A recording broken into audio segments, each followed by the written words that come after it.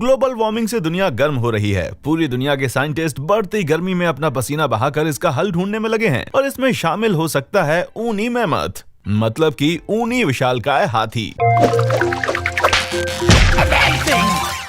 दुनिया भर में बदलाव हो रहे हैं जो कि हमें क्लाइमेट चेंजेस की वजह से भविष्य में होने वाली डरावनी घटनाओं के संकेत देते हैं। साइबेरिया, अंटार्कटिका और नॉर्दर्न हेमिस्फीयर के अन्य क्षेत्रों में विशाल क्रेटर और झीलें दिखाई दे रही हैं, जो कभी वहां थी ही नहीं। इन्हीं क्षेत्रों में जंगलों के पूरे पेड़ अनिश्चित रूप से झुकते हुए पाए जाते हैं, मानो कि उन्हें बार में 2-4 पैग लगा दिए गए हो। ब्रोकन ट्रीज के रूप में जाना जाने वाला ये फिनोमेना बिल्कुल न्यूक्लियर एक्सप्लोजन के आफ्टरमैथ या फिर वूली मैमथ के रैम्पेज की तरह दिखता है। पर यहीं पर बात खत्म नहीं होती। इन जैसे बेहद ठंडी जगहों पर नदियों के अचानक प्रकट होने से पहले सुरक्षित होने वाले स्थान पर भी अब बाढ़ आने लगी है। साइबेरिया और अन्य उत्तरी क्षेत्रों में शहर की इमारतें ढहने लगी हैं और डूम्सडे वॉल्ट, एक स्थान जिसे हमारे ग्रह के बीजों को ग्लोबल डिजास्टर के मामले में रिजर्व रखने के लिए डिजाइन किया गया है, जो कि स्पिट्सबर्ग के नॉर्वे द्वीप पर एक पहाड़ में बसाया गया था। वहां पिछले साल बाढ़ आ गई, जो किसी ने सोचा भी नहीं था। ये हमारे भविष्य के पोस्ट एपोकलिप्टिक रिजर्व्स को बड़ा खतरा है। हाल ही में एक दूर बर्फीले साइबेरियन गांव को एंथ्रेक्स के अकथनीय ब्रेकआउट ने झंझोड़ दिया, जिसने वहां की आबादी को तबाह कर दिया था। ये विसंगतियां अंतरिक्ष उल्कापिंडों की बारिश का परिणाम नहीं है, समस्या पृथ्वी के भीतर है। ये सभी भयानक घटनाएं सिर्फ एक और इशारा करती हैं, एक चीज जिसे परमाफ्रोस्ट कहा जाता है। और सच ये है कि ये पिघल रही है। परमाफ्रोस्ट लवलेस मैरिजेस की तरह नहीं है, ये उससे भी ज्यादा भयानक है। परमाफ्रोस्ट जो कि बहुत तेजी से पिघल रही है, हम सबके लिए बड़ी परेशानियां खड़ी कर सकती है। ऐसी परेशानियां जिनका हमने कभी भी सामना न किया हो। हम हालातों को और भी ज्यादा बद से बदतर बना रहे हैं। परमाफ्रोस्ट नॉर्दर्न हेमिस्फीयर के 24% एक्सपोज्ड लैंड पर देखा जा सकता है, लेकिन आखिर वो है क्या? मिट्टी, तलछट, चट्टान या बर्फ से बना एक क्षेत्र 2 से ज्यादा समय तक लगातार जमे रहने के बाद परमाफ्रोस्ट स्टेट में होता है। पृथ्वी पर बहुत से परमाफ्रोस्ट दसियों हजार वर्षों से उसी अवस्था में हैं, जिसका अर्थ है कि ये बहुत पहले से ऑर्गेनिक मटेरियल की बड़ी मात्रा संजो के रखता है। साइबेरिया का एंथ्रेक्स आउटब्रेक, जैसा कि मैंने पहले कहा, परमाफ्रोस्ट का ही परिणाम था। जैसे ये पिघला तो एक रेनिडियर के प्रिजर्व डेड बॉडी के साथ साथ एंथ्रेक्स, जिससे कि बेसिलस एंथ्रासिस होता है, वो आ गया। लेकिन प्राचीन जमे हुए रोग इससे भी बुरे नहीं है। जब परमाफ्रोस्ट पिघलता है तो उसके भीतर की सब बर्फ पिघल जाती है, जिससे मिट्टी में बड़ी दरारें गिर जाती हैं। समय के साथ दरारें गुफा की तरह बड़ी हो जाती हैं, जो सड़कों को और घरों को ढहाते हुए क्रेटर्स को जमीन में छोड़ जाती हैं। इनमें से कुछ क्रेटर्स को आधा मील चौड़ा और लगभग 300 फीट गहरा दर्ज किया गया है और गिनती अभी भी जारी है। लेकिन प्रॉब्लम मॉलिक्यूलर लेवल पर और भी ज्यादा डरावनी हो जाती है। जब परमाफ्रोस्ट पिघलता है, ऑर्गेनिक लाइफ जो सहस्त्राब्दी से संरक्षित थी, डिफ्रोस्ट हो जाती है। जैसे फ्रिज को खुला छोड़ देने से अंदर का सामान सड़ने लगता है, बिल्कुल वैसे मानो माइक्रोब्स को ऑर्गेनिक मटेरियल की फीस्ट हो। वे कार्बन डाइऑक्साइड और मीथेन गैस, जो दुनिया के 2 सबसे शक्तिशाली ग्रीन हाउस गैस हैं, उन्हें छोड़ देते हैं। ये गैसेस एटमॉस्फेयर में मिल जाती हैं या फिर मिट्टी में फंस जाती हैं। कोई भी ओपिनियन हमारे लिए अच्छा नहीं है, क्योंकि कार्बन डाइऑक्साइड और मीथेन गर्मी को ट्रैप करने में माहिर हैं। इसलिए ग्रीन हाउस गैस शब्द बना है, चाहे वे ऊपर हो या नीचे। वे पृथ्वी के गर्म होने में महत्वपूर्ण भूमिका निभाते हैं। और जैसे जैसे ये वार्म होती है और परमाफ्रोस्ट पिघलता है, समुद्र का स्तर बढ़ता है, फसल की पैदावार गिरती है और हम बुरी तरह से इस चिंताजनक चक्र में फंस जाते हैं। हमारे उद्योगों से निकले आउटपुट तेजी से इसी प्रक्रिया को तेज करके मामले को और ज्यादा बदतर बना रहे हैं। हम वातावरण में ग्रीन हाउस गैसों को पंप करना जारी रखते हैं, तो इसका परिणाम बहुत ही भयानक हो सकता है। इतना कि यदि हम अपने तरीकों को नहीं बदलते हैं तो पृथ्वी के 70% परमाफ्रोस्ट 2100 तक पिघल सकते हैं। संभवतः एटमॉस्फेयर में 120 गीगाटन कार्बन छोड़ा जा सकता है। इससे समुद्र का स्तर कम से कम 6 मीटर बढ़ने की उम्मीद है। यदि हम ग्रीन हाउस गैसों को काफी हद तक कम कर सकते हैं तो हम सेम टाइम फ्रेम में बर्फ के पिघलने को 30% तक कम कर सकते हैं। इस पर्सपेक्टिव से हम अनुमान लगा सकते हैं कि व्यापक पिघलाव से करंट एटमॉस्फेयर में जितना कार्बन है उससे करीब 2 गुना होगा। आपको समझने में मदद करने के लिए रिजर्व कितना विशाल है, पूरे रूस का 70% भूमि भाग परमाफ्रोस्ट है। क्रेजी है ना? और इन रिजर्व में फंसी शक्ति को महसूस करने के लिए बस अभी जमे हुए झीलों के विस्फोट को देखें। हाँ, यही बात है। अलास्का में कुछ परमाफ्रोस्ट फ्रोजन झीलों में सतह के नीचे फंसे मीथेन के बुलबुले हैं, जो एक चिंगारी पास होने पर एक्सप्लोड हो सकते हैं। ये देखना कितना बढ़िया होगा ना? लेकिन ये हमें याद दिलाता है कि बर्फ में फंसा सामान कितना ज्यादा पावरफुल है। अगर इसे हम हमारे औद्योगिक उत्सर्जन से कंबाइन करें तो पृथ्वी के जमे हुए मैदान का खतरा अगले 100 साल में सच हो जाएगा। फीडबैक लूप में जो नरक के इन्फर्नो की ओर जा रही एक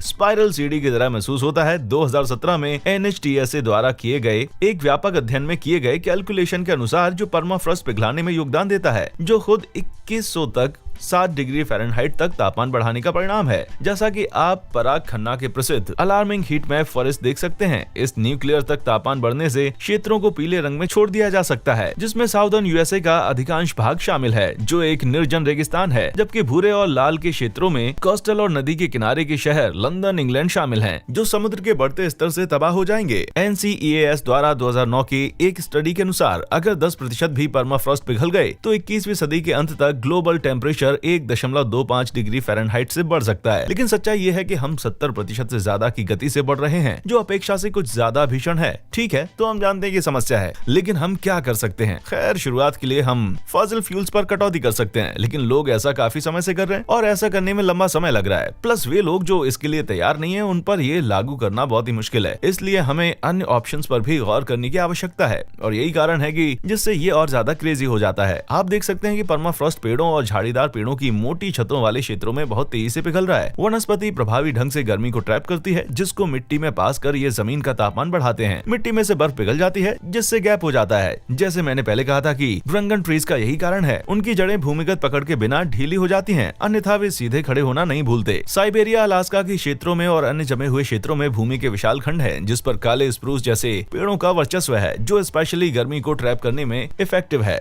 जमीन के ये हिस्से ऐसे हैं जहां परमाफ्रॉस्ट सबसे ज्यादा पिघलता है, लेकिन ये हमेशा से ऐसा नहीं था। प्लेस्टोसीन युग की तरह पिछले आइस एजेस में भूमि के बड़े मैमल्स ने इन क्षेत्रों का ध्यान रखा, पौधों पर दावत की और पेड़ों को गिराया। इस दौरान बड़े जानवर, जिन्हें कलेक्टिवली मेगाफ्यून के नाम से जाना जाता था, इतने एक्साइटेड थे कि जंगलों के क्षेत्र विशाल खुले घास के मैदानों में तब्दील हो गए, जिससे जमीन बहुत ज्यादा ठंडी हो गई। मेगाफ्यूना प्रजाति की बढ़ती संख्या ने पेड़ों को इतनी मात्रा में खाया कि वे जहां भी गए, उनके साथ वे अहम फर्टिलाइजर फैलाते हुए गए और जाते हुए बहुत थोड़ा सा घास छोड़ गए। पर्यावरण वैज्ञानिकों का मानना है कि हमें इन स्थितियों को फिर से लाना होगा। अगर हम ऐसा करते हैं तो हम अपने औद्योगिक ग्रीन हाउस गैसों के कारण होने वाले परमाफ्रॉस्ट पिघलन को पार्शियली कम कर सकते हैं। ऐसा मैन्युअली करने के लिए मशीनरी के साथ जंगल खोदना बहुत मेहनत से भरा और महंगा भी होगा। इसलिए हमारी मॉडर्न वर्ल्ड की समस्याओं के जैसा कि कई समाधान हैं, हम अपने उत्तरों के लिए प्रगति की ओर देख रहे हैं। जियोलॉजिस्ट सर्गे जिमोव जैसे पायनियर के एफर्ट्स ने इन नेचुरल तरीकों की खोज शुरू कर दी है। जिमोव ने ऑफिशियली 1996 में प्लेस्टोसेन पार्क की स्थापना की, जो उत्तर पूर्वी साइबेरिया में 6 वर्ग मील का एक क्षेत्र है, जिसे जिमोव की टीमों ने धीरे धीरे घरेलू याक और यूरोपीय बाइसन की तरह दुनिया भर में पाए जाने वाले मेगाफ्यूना से भर दिया है। इस प्रोजेक्ट ने पहले ही सफलता हासिल कर ली है। इस क्षेत्र के कई टुकड़े एक घास के मैदान में वापस तब्दील हो गए हैं, लेकिन इस समाधान की कुछ सीमाएं हैं। पृथ्वी पर जानवरों की लिमिटेड रेंज के साथ, जो साइबेरिया और अन्य नॉर्दर्न क्लाइमेट में बहुत ठंड में जीवित रहने के लिए अडेप्टेड हैं। जिमोव ने घोषणा की है कि हम तरीकों का उपयोग करके नेसेसरी एरिया का लगभग 65% कवर कर पाएंगे। फुल कवरेज के लिए हमें बड़े पैमाने पर जाना होगा, लेकिन बाइसन से बड़ा क्या है? ग्रे फ्लैपी कान वाला जाइंट हाथी। उनके नेचुरल हैबिटेट में अफ्रीका के सवाना और एशियाई जंगलों की तरह हाथी अपनी उपस्थिति के कुछ अलग निशान छोड़ते हैं। वे पौधों को रौंदते हैं, शक्तिशाली सूंड से पेड़ों को जमीन से खींचते हैं और अपने भारी पैरों के नीचे मिट्टी को कुचलते हैं। पृथ्वी के वन्य जीव हाथियों की तुलना में बहुत बड़े नहीं हैं, लेकिन उनकी सीमित वैश्विक संख्या के आधार पर आधुनिक एशियाई और अफ्रीकी हाथी टुंड्रा की ठंड में एक दिन से भी नहीं बचेंगे। हालांकि हम जिन हाथियों को जानते हैं और प्यार करते हैं, उनमें एक दूर का चचेरा भाई है जो टुंड्रा को अपना घर बनाते थे, और इन जानवरों की वापसी की संभावना बहुत ज्यादा है। यदि आपने अभी तक गैस नहीं किया तो मैं ऊनी मेमथ के बारे में बात कर रहा हूँ। ऐसे दिग्गज जो 11 फीट की ऊंचाई तक पहुंचे, हाल ही में 5,500 साल पहले विलुप्त हो गए। आधुनिक समय के हाथियों की तुलना में उनके पूंछ और कान बहुत छोटे थे, साथ ही मोटी फर जो उन्हें साइबेरिया की तरह ठंडे क्लाइमेट में उनकी मदद करती थी, जहाँ वे ऊनी गैंडों और जंगली घोड़ों के साथ रहते थे। आश्चर्यजनक रूप से वैज्ञानिक साइबेरियाई परमाफ्रॉस्ट से इसमें हर एक प्रजाति की अच्छी तरह से संरक्षित नमूनों को प्राप्त करने में सक्षम है, जिन्होंने उन्हें 20,000 वर्षों तक अच्छी स्थिति में रखा है। नमूने इतनी अच्छी तरह से संरक्षित थे कि उनमें अभी भी मेमथ के असली फर और लाल मांसपेशियां हैं। और जापान में टॉप वैज्ञानिकों का कहना है कि अत्याधुनिक तकनीकों का उपयोग करके हम उन्हें अगले कुछ वर्षों में जमीन पर वापस लाने में कामयाब हो सकते हैं। रिप्रोडक्टिव सेल्स के एक अच्छे नमूने के बिना सीधे मेमथ्स को क्लोन करना असंभव है। वैज्ञानिक CRISPR Cas9 जैसे लेटेस्ट जेनेटिक मॉडिफिकेशन टेक्नोलॉजीज के साथ काम कर रहे हैं, जो उन जेनेटिक ट्रेट्स की पहचान करने में उन्हें अलग करने के लिए DNA सीक्वेंसिंग का उपयोग करता है, जिसने मेमथ्स को सर्दी का लचीला सर्वाइवर बनाया था। इन ट्रेट्स को मॉडर्न एशियाई हाथों के DNA उनके निकटतम जीवित रिश्तेदारों में एकीकृत किया जा सकता है, ताकि कुछ नया बनाया जा सके। एक मेमथ फैंट अगर तुम करोगे तो। दुर्भाग्य से हाथी दांत उद्योग ने दुनिया भर में हाथियों की आबादी को पूरी तरह से तबाह कर दिया है, जो एक नया हाइब्रिड प्राणी बनाने के लिए एक और प्रोत्साहन है, क्योंकि ये पृथ्वी पर हाथी प्रजातियों की आबादी बढ़ाने में मदद कर सकता है। दुनिया में एशियाई हाथियों की सीमित संख्या के कारण एक एशियाई हाथी के गर्भ गर्भ में एक मेमोफेंट के गर्भ धारण करने का जोखिम बहुत अधिक है। इसलिए वैज्ञानिक अब कृत्रिम गर्भ में मैमल्स को बढ़ाने में ध्यान केंद्रित कर रहे हैं। चूहों पर अपनी प्रैक्टिस की शुरुआत करते हुए शोधकर्ता एक माँ के शरीर के बाहर एक कृत्रिम गर्भ में चूहे के भ्रूण